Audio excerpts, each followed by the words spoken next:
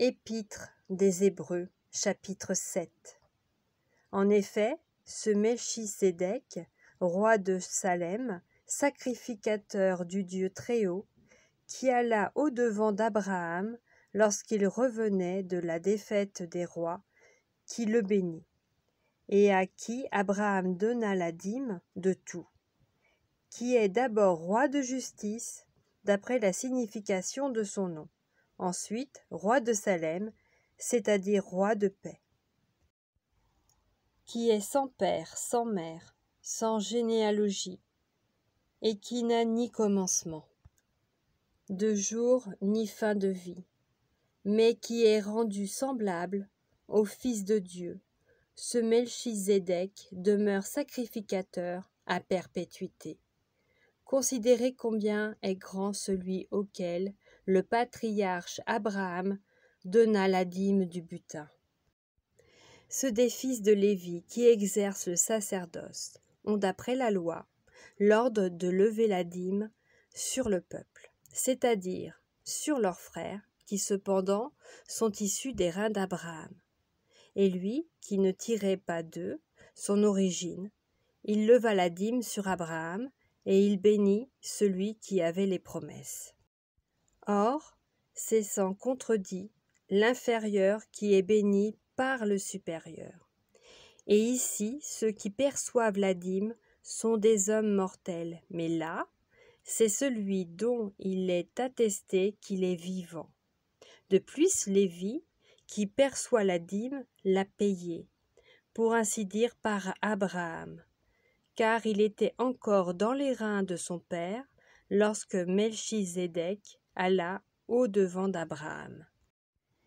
Si donc la perfection avait été possible par le sacerdoce lévitique, car c'est sur ce sacerdoce que repose la loi donnée au peuple, qu'était-il encore besoin qu'il parût un autre sacrificateur, selon l'ordre de Melchisédek, et non selon l'ordre d'Aaron, car le sacerdoce étant changé nécessairement aussi, il y a un changement de loi.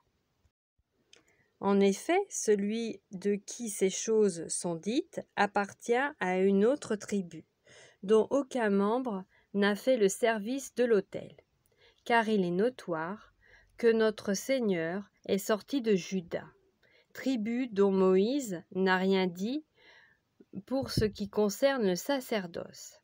Cela devient plus évident encore quand il paraît à un autre sacrificateur à la ressemblance de Melchisédek, institué non d'après la loi d'une ordonnance charnelle, mais selon la puissance d'une vie impérissable, car ce témoignage lui est rendu. Tu es sacrificateur pour toujours selon l'ordre de Melchisédek.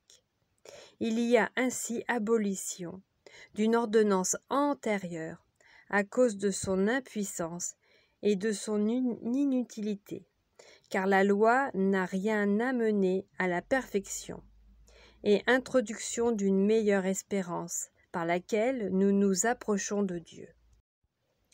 Et comme cela n'a pas eu lieu sans serment, car tandis que les Lévites sont devenus sacrificateurs sans serment, Jésus l'est devenu avec serment, par celui qui lui a dit « Le Seigneur a juré, et il ne se repentira pas. Tu es sacrificateur pour toujours, selon l'ordre de Melchisédek. » Jésus est par cela même le garant d'une alliance plus excellente.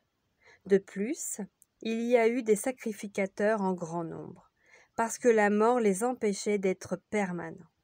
Mais lui, parce qu'il demeure éternellement, possède un sacerdoce qui n'est pas transmissible. C'est aussi pour cela qu'il peut sauver parfaitement ceux qui s'approchent de Dieu par lui, étant toujours vivant pour intercéder en leur faveur.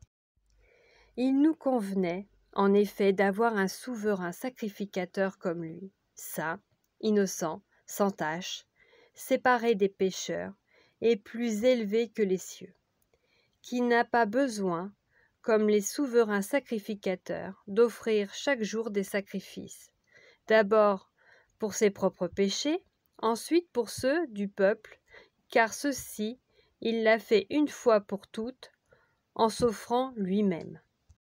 En effet, la loi établit souverains sacrificateurs des hommes sujets à la faiblesse. Mais la parole du serment qui a été fait après la loi établit le Fils qui est parfait pour l'éternité.